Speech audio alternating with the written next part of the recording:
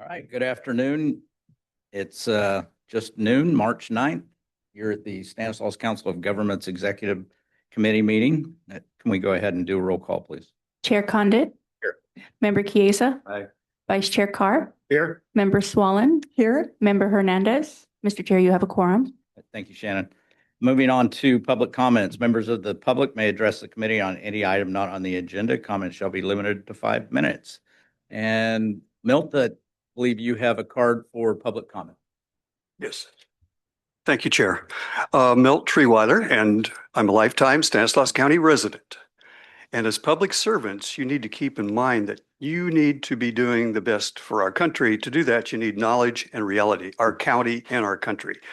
Unemployment in the United States is currently at 4.4%. During the Great Recession of 2007 and 2000 to 2009, unemployment peaked at 10%.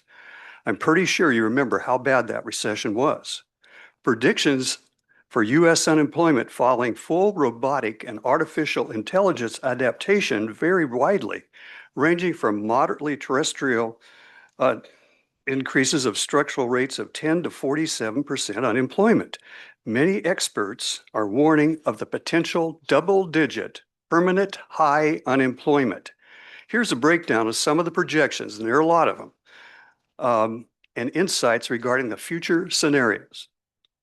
Projected unemployment level and risks. High-end estimates, mass displacement. Some researchers suggest anywhere from 9 to 47% of the jobs could be automated, putting a massive portion of the workforce at risk. Near-term forecasts. AI-driven unemployment could reach 10 to 20% over the next 2 to 5 years. We're all going to see that easily, according to some industrial leaders. Structural concerns. If robots become better at nearly all tasks, unemployment could rise substantially, with models showing rates potentially hitting 24.8% or higher in heavily automated scenarios. Here are some of the key factors affecting future employment. Targeted job loss. Workers in routine tasks and lower education levels with manufacturing, accounting, and customer service jobs face the highest risk. Because of the workplace shift, many companies report expecting to reduce their workforce as artificial intelligence takes over tasks. When I talk about this to other people, some of them say, "Oh, don't worry about it. We will need people to build and repair all this new stuff." I'm afraid that's not true this time, because robots and AI will gain the ability to design, manufacture, and repair themselves. And that's going to happen. It's going to happen. So I believe this is really going to change the world we live in. All of this needs to be taken into consideration when you're planning for the future of Stanislaus County. And I did want to pull 4A, but I know that's later. So I'll just get back for that. So this is so important for everyone to understand what is coming to us in the near future. We can't go on as usual. We've got to really think about this. We've got to just be open-minded and honest with ourselves. Remember, we're planning for our children and descendants. Thank you. Thank you, Milt. Thank you for being here. Ron, did you have public comment? Okay, go ahead. Come on up. Thank you, Mr. Chairman, members of the committee. Ron McMurtry here. I have a thing that I've been wanting to bring up before, and now I finally need to get it out. When I started participating in Board of Supervisor meetings, I really loved that most of the meetings were in the daytime because I work a swing shift. I work with students and I work in after school hours. But I cannot make the evening meetings, which I think all the municipalities have their meetings in the evening, and so I can't make those. My circumstances have made it where I can't afford to even take one day off to go to, in my case, the City of Modesto council meetings. And I don't know what the process is, but I'd like to suggest that, like the county, they get the public coming in the evening. They have occasional evening meetings. Can we get a policy or something, or at least starting with the policy board, have 1 out of 4 meetings be at a non-standard standard time so people with different working shifts can make meetings on occasion. I personally have feedback for Modesto City Council, but also feedback about police procedures and SOP for all the municipalities. And I would love to address all the mayors or representatives of all of the municipalities in this county so they can all hear it. Thank you. Thank you, Ron. Thank you for being here. Any other person that is here would like to make public comment? Anything online? Okay, I'm going to go ahead and close public comment and move to the consent calendar. Any executive member like to pull anything on consent? Okay, I do have cards that want to make comment on items on consent, and that item is 4A, 4E, and 4F. So we can take the consent calendar as a whole, other than those items. Motion to approve. Mine is A, E, and F. Second. I have a first and a second. All in favor, say aye. Aye. Any opposed? All right, 4-0. All right, first up is 4A, Milt. Yes, Board, once again, Milt Treeweiler. I'd like you to look at 4A, and I'd like you to look at the very first thing on the agenda there, public comments. And this is the minutes for the last meeting. That's what 4A is. And the first page has call to order, roll call, public comments. Milt Treeweiler made comments on the Central Valley and the importance of the valley. No, I didn't say the importance of the valley. I said the importance of the valley farmland. There's such a distinction there that you just erased what I said. You can't do that in a democracy and freedom, because we've got to let truth and reality and facts rule what we're doing. And we're not doing that. For some reason, we're living in this dream world where we can build anything we want to on anywhere we want to. That is not a fact and reality. And when artificial intelligence takes over, what are we going to be doing? It's getting to be terrible. So what I'm asking, Chair, is that you include right after after valley, just add the word farmland and make that part of the public comment for me, because it has no meaning without that. Our descendants can't go back and say, hey, there was this guy speaking about this 30 years ago or 20 years ago or 10 years ago. You've erased that by not including farmland in that line. Thank you. I remember that specifically. Thank you, Milt. Anybody else have a problem with that? All right. I'll take a motion to take 4A. Second. A first and a second. All in favor, say aye. Aye. Any opposed? 4-0. It says farmland now. Thank you very much. Okay. 4E, Ron. Thank you once again, Mr. Chairman. Mine are questions. So actually it's E, G, and H because it all relates to the same idea, the regional transit plan and the transportation plan and transportation demand management platform. I'm not familiar with these. So I hope somebody's here that can answer my question. I just want to confirm that is all the business that has to do with planning, the Route 132 Northern Corridor, SR 99. That's part of all that planning. Is that correct? Just make your comment and Oh, then. okay. Yeah, yes. Okay. I just assume somebody here can answer. Okay. Done. Okay. Then I'm done with E. All right. Thank you, Ron. So this was for the air quality conformity. It's E. Right. This is all for planning for our regional plan and for meeting federal and state requirements associated with our transportation improvement plan. And that plan has the SR 132 program project in it. Yeah. I'll go ahead and take a motion for 4E. So moved. I have a first and I'll second it. All in favor, say aye. Aye. Any opposed? 4-0. All right, 4F. Thank you again, Mr. Chairman. Again, I'm just trying to educate myself, and there's a little extra comment here. 4F is item about the subsidies increase for the Van Pool Stannis cruise, and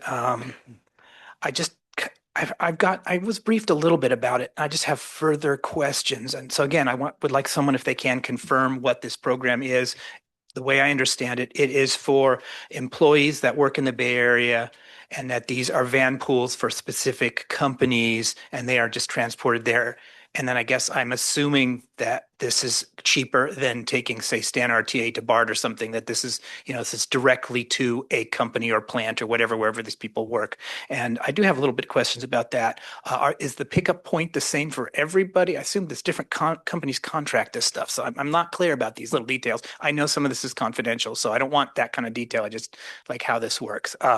Is it a standard pickup point, or does StanCog decide on the pickup point, or does the company get to decide on the pickup point? So I'm a little curious about that. And then the other thing, for whoever it is that does planning for this, because I assume you do reach outs and try to get companies to use this program.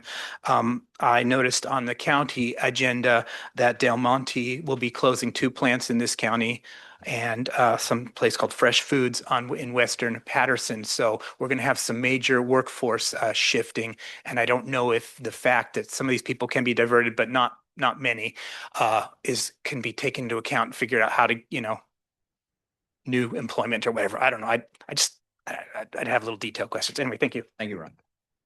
StanCog has a travel demand management program, and this is one element of it. And it provides van pool and carpool services for anybody in the county that want to organize in a carpool. And so it's open to everybody, and there's no specific pickup points for any van going anywhere. It's all about the people who participate in each carpool, and they coordinate all that. All right, thank you, Ron. All right, I'll go ahead and take that motion for 4F. So moved. I'll second it again. All in favor, say aye. Aye. Any opposed? 4-0. Okay. Moving on to discussion items. 5A, recommend the policy board adopt a resolution approving the amended employee policies procedures handbook. Kate. Thank you very much. Kate Miller, Interim Executive Director. This is the update to the Employee Policies and Procedures Handbook that came out of the press release and the information that we received from the grand jury, but also it's good to update your employee policies to make sure they're current. Some of the primary considerations associated with this policy are vacation accrual and vacation use. Those items were modified significantly. The prior policy allowed for an 800 maximum vacation accrual. We're now down to 500 hours. Also, staff are limited to cashing out their vacation to a certain number of hours, as opposed to, I think they were allowed to do up to 400 hours. I don't remember the former policy. My apologies.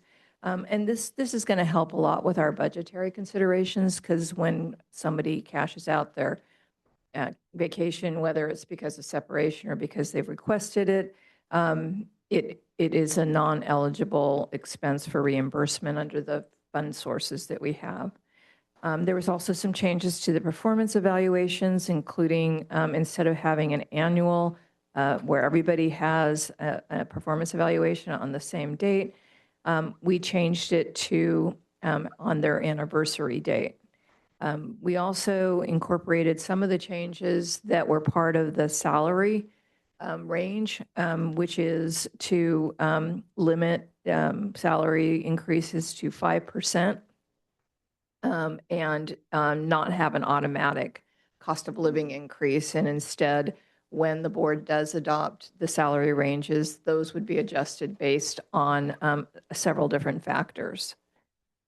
And we also provided retirement health benefits for all employees until they died. And now we've limited that to 65 and when Medicare kicks in.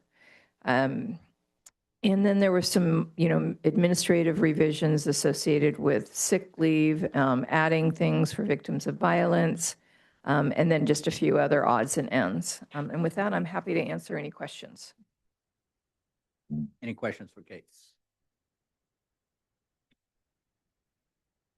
I have a question about retirement health benefits. Is that doesn't seem like what typically happens at places of employment? So retirement benefits vary by employer, and a lot of employers stop benefits at 65 when Medicare kicks in. I think more and more now, given the cost of medical benefits, that it is cost prohibitive and also not reimbursable for agencies to continue to support that when people retire. So the agency as it stands now, if you adopt these new policies, would pay for retiree benefits for new employees starting on July 1st up until 65, and they may retire earlier. So it would still be benefits between whatever age, 55 to 65, if they decide to retire at 55.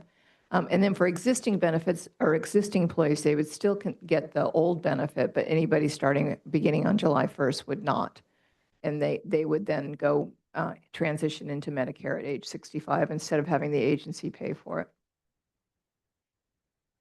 Yeah, I still have further questions about that. The federal government has some of this. Local government typically doesn't give, at least around here, they don't, benefits even through 65 when you're done working. That's it. So currently our policy is an employee for how long? Until they die. No, for how- But- to become eligible, do they have a vesting? Oh, yeah, they have, in order to be vested in Stancer, they have to have had 5. No, But, I'm sorry. talking on the medical benefit. That they work for a year, 5 years, 20 years, Would they have to work here 5 years to be vested in anything? Right, but you would get benefits till you're 65? that's right. Not if they don't retire out of as Stancog. They have to retire out of Stancog. So that's got to be pulled. That's not. The new policy does say 10 years. The way I 10 read it. years, okay. On then it's page 10 years. 41, I don't know what the old one said. I didn't research that, but this new one that we're looking for approval says require a minimum Of 10 years. of to get 10 years. medical Yeah, benefits. but I okay. think still we need to look at this. Well, the old policy would pay benefits through to death, right? And so we're limiting it to 65. And that's why we're here. Okay, in this so discussion. what is are you asking to That- no that- benefit? Under the policy, I can't support that. The vesting, that's way too short of a time period. Federal government, I think it's 25 years to get a benefit like that. And that's not normal. And that went through management and finance. It did. So we'll reevaluate the vesting, and what is this executive director's recommendation? The number of years? Do you have a recommendation? Do you want me to, like, No, I mean, I think this is something that's just going to have to be looked at further. I don't think that here at this meeting necessarily we're going to come up with a definitive answer. Because I would need to do more research Well, on this. how about if we take a look at what the other jurisdictions in Valley are doing and come back to the policy board with a recommendation? Okay. Any other questions for Kate? I'd like to open it up to public comment. Any public comment? I think this was a well-made point that you've made, Mayor and county board member. Yes. I mean, you can't give people medical benefits if they've only worked for 5 or 10 years. That just isn't going to fly. I mean, that will put you into bankruptcy right there. Okay, so I'm glad you caught that. I'm glad it's been brought up, and it's a good thing and needs to be changed. Thank you. Thank you, Mel. Any other public comment on this item? Anything online? Online, I'll bring it back towards the board. I just would like to make a comment that my questions in no way dismiss the fact that we know that healthcare costs are extremely expensive. So my questioning is separate from also recognizing that healthcare and vision and dental benefits are very expensive and difficult for people to afford. Okay. Entertain a recommendation. I know there's, or some direction for Kate. Okay. Back. I wouldn't try and carve this out. I think that I generally are okay with the rest of it, but I think we take it together. So we just move this back. We recommend to move it back and take a look at the other jurisdictions. I feel really confident. I know exactly what's going to happen. Yeah. Based on the county's policy, which Modesto or the county tend to be the most generous. So I think it's going to come back that they don't receive anything. You can stay on COBRA. And I don't want to minimize again for the employees who work here and put in their blood, sweat, and tears, but that's why we have to be competitive. And competitive is in our salary band and benefits band with other jurisdictions, which may always mean that we have to pay more money if someone was to give this benefit. But I think the federal government is the only one that would be considered a local, that you could be a local employee that would get this type of benefit. So would the direction be pull and more research? Yes. And bring it back next month. Yeah. Okay. There is direction. We don't need to vote on that, right? Just direction. Okay. Moving on to 4B, recommend the policy board adopt by resolution the updated financial policy. 5B, sorry about that.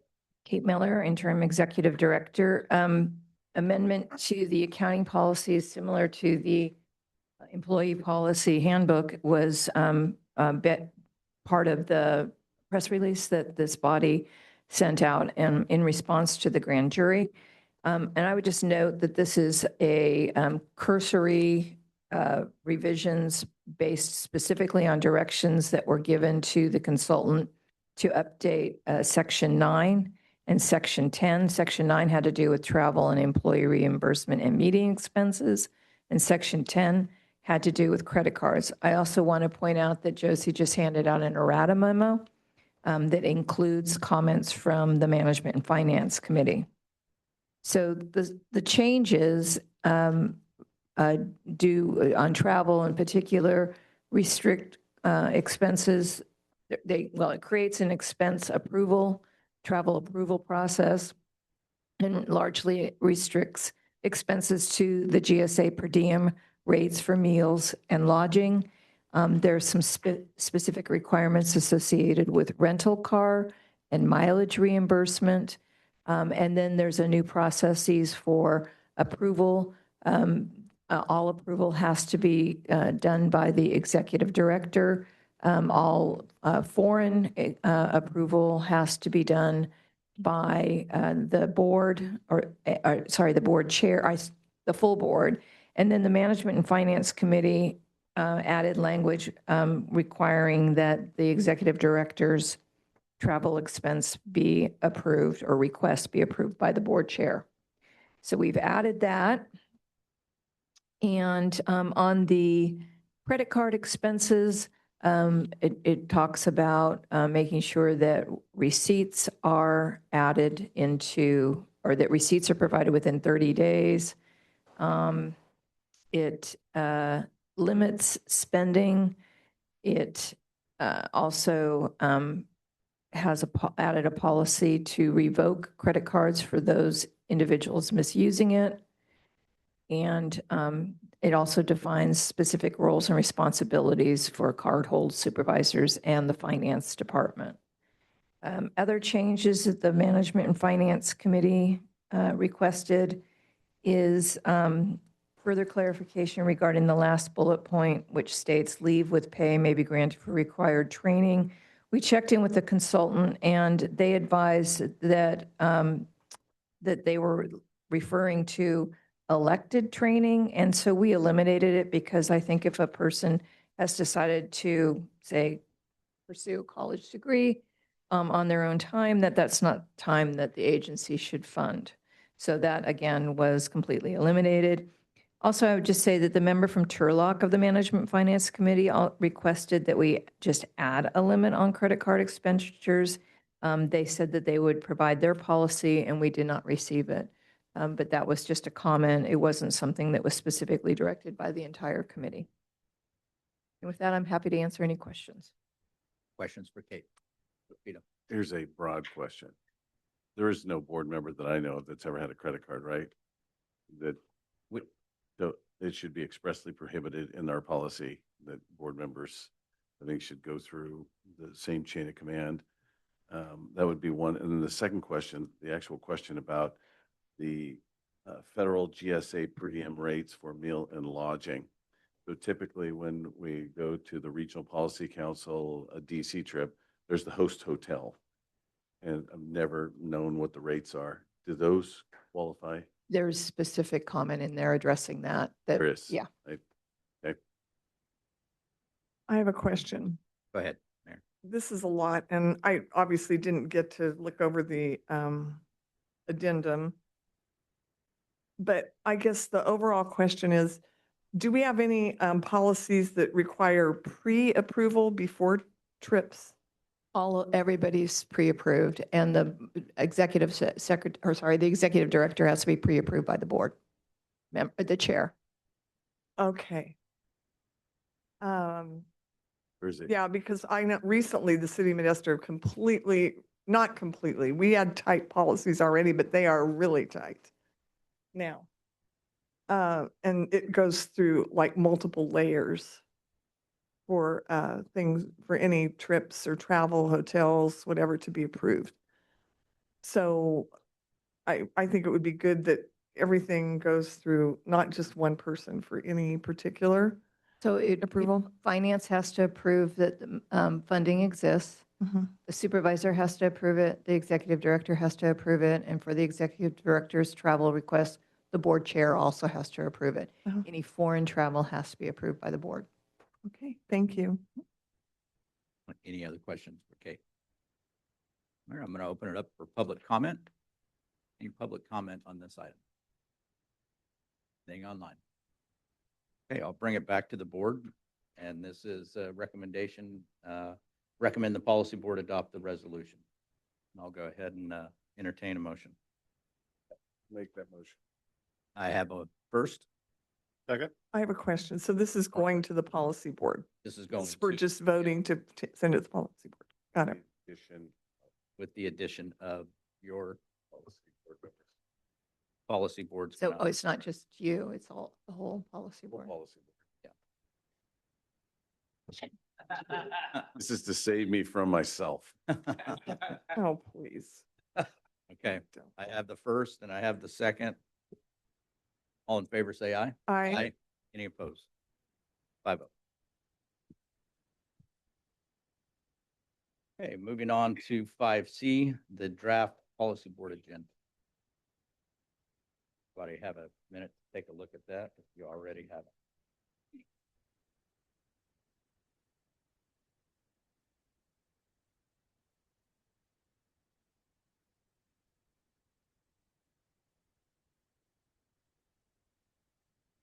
Yeah.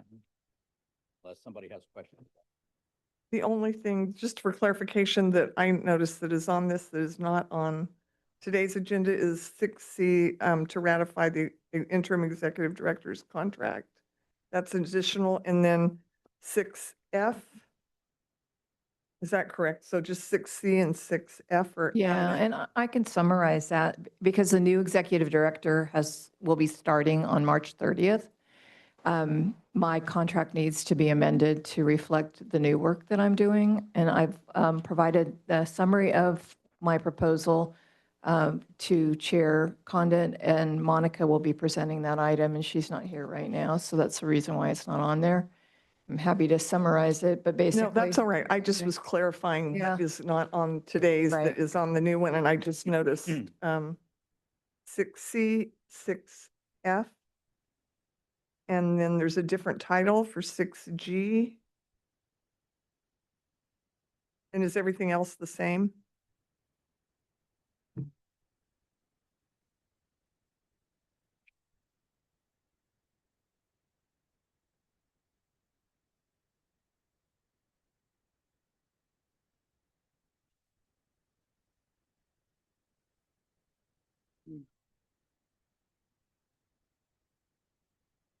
Or is 6G something different? To accept resolution to award the transportation demand management request for proposals? Is Sorry, that I- 6G? Can I read your? E, 6G. and then here's your.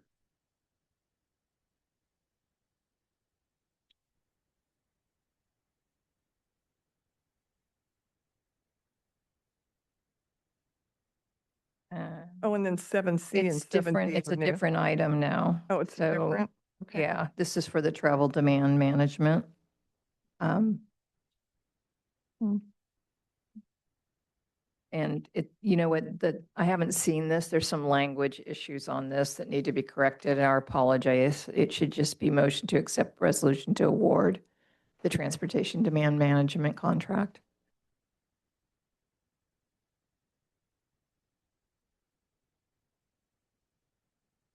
All right, and then 7C and 7D are new, correct? Right. This would appoint a board member to Cal Vans. I've been filling in that position Yeah. for quite some time and still trying to find a permanent member. And you Those are the also, only two additional. 60, so 60 always just goes, or that legislative update just always goes to the policy board. Right. I can stay in that position until somebody's found. Put it that way. So that means you're the alternate. Do you want this, do you want to be the primary? I'm just asking. You got time to think about it. Yeah, I'll have time to think about it. I want to ask one other question regarding your contract proposal. There's a new executive director coming in on the 30th. You've obviously been talking to her. And as far as what's necessary around here, because she's going to be a little overwhelmed with this push. But somehow this board needs to hear from the new person that this is what she's requested of you. Because right now we're kind of floating in.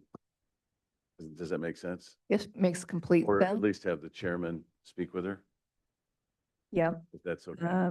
Yeah, Yeah, because it didn't, yeah. There's no doubt the need. That's not my issue, but I don't want, I want to make sure that she buys in 100% because got that- it. So I framed it to basically backfill all of the things that are, what I see are really desperately needed right now. And so it's a list, it's not specific. But I think she could probably, I think we can give her a draft of that. And if you want, after you appoint her in March, have her comment on it. Would that be good? yeah, as long as it's before we take up. Right? Right. So the contract would go into effect when she starts, so March 30th, right? So she'd be here on the 18th of this month. And that item would be on the board agenda. Yeah. It just, and again, I don't have to hear it as long as the chairman speaks and says, we've talked and these are the items that we don't have any capacity for, Right. that we need Kate for. That would be, I mean, I think the two largest challenges are that we're still without a finance director and we're still without a planning director. And both of those positions I can fill in on. Also, there's a number of efforts underway that I outlined to Measure L ad hoc committee as an example. Jose Luis is the program manager over that, but he's still sort of new in, just overseeing it. And there's a lot of changes happening. So that was one of the others. And there was a few other items that I added to the list. you don't have to sell me on the need Oh, myself. okay. All right. The public is going to potentially ask why there's two people being paid at this rate. And this is, we can talk about staffing levels, Sure. how deficient we are in staffing levels. Okay, was there any other items that you wanted to move around on the agenda, or is everybody okay with it? All right, I'll open it up to public comment. Any public comment on this agenda item? Anything online?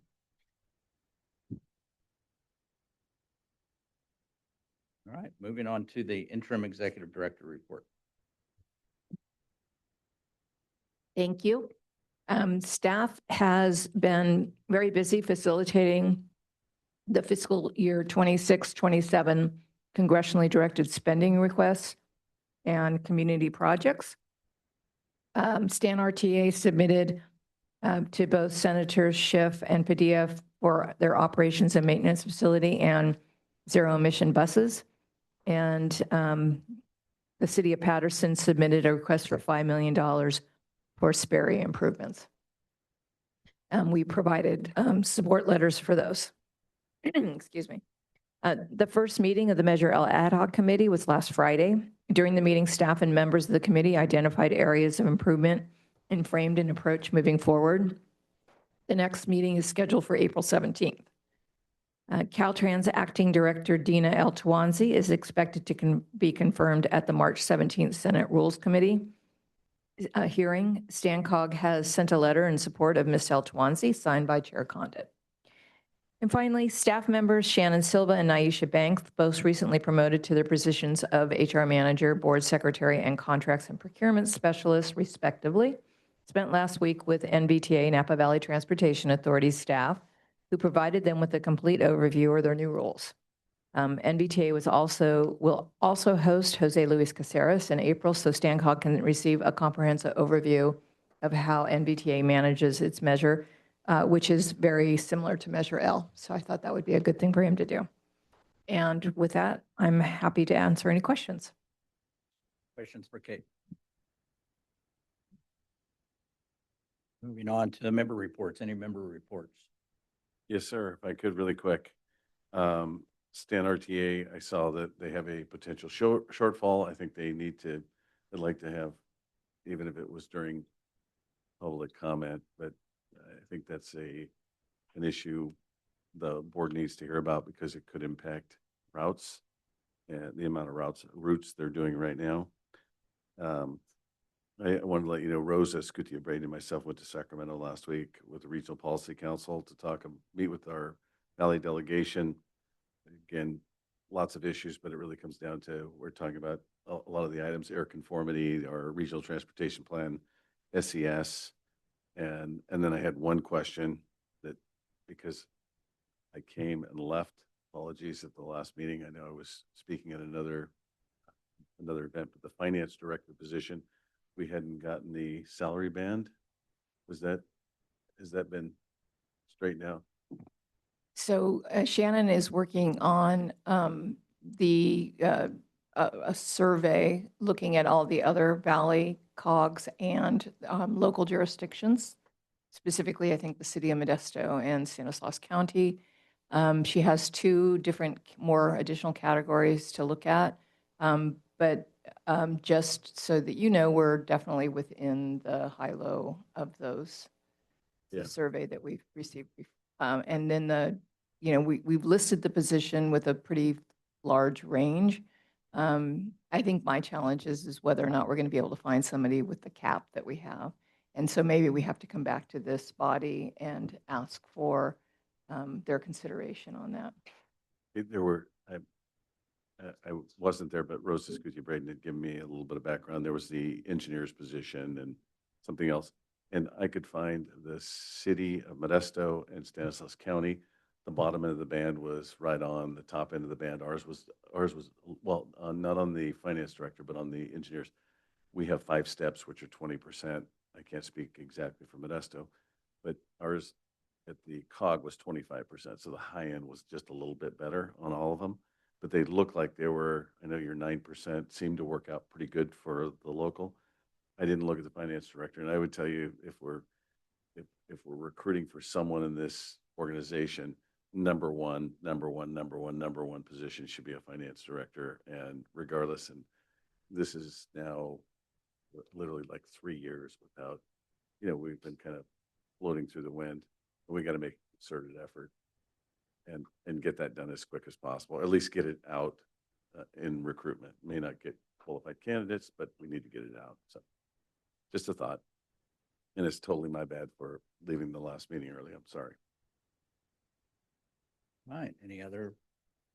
Go ahead, Rich. I just joined the Santa TA board, and so I'll be joining you all. Congratulations. And we also had our first meeting for the Measure L Ad Hoc Committee, and we've done a tentative phase out for hopefully completing the work around August. of the duties of the ad hoc committee. So there's more to come on that. It's good to see that the Measure L ad hoc committee is hitting the ground running. That's great. There's some work that needs to be done there. Shannon, Naisha, not in the room, but congratulations on your promotion. I know you guys are going to work hard and do a great job. Yeah. Yeah, you got it. So we're very aware of the shortfall of Stan RTA as well as Turlock Transit. And so we are working on a call for projects for the Measure L rail transit connectivity program, which we haven't done a call for projects on recently. And so there's enough, so they submitted, Stan RTA and Turlock submitted what those costs were, and that will, if those connections to rail will allow them to meet their shortfall if we fund those services for this year. Thank you, Kate. We were subsidizing Turlock's transit to go out to Denair using the Measure L funds, but we weren't doing it for Stan RTA. And so, yeah, that's good. But I think it was a 3-year pilot or something, if I remember right. So it would probably be up for extension, which is good to know. Thank you, Vito. All right. There's no other member reports. We're at adjournment.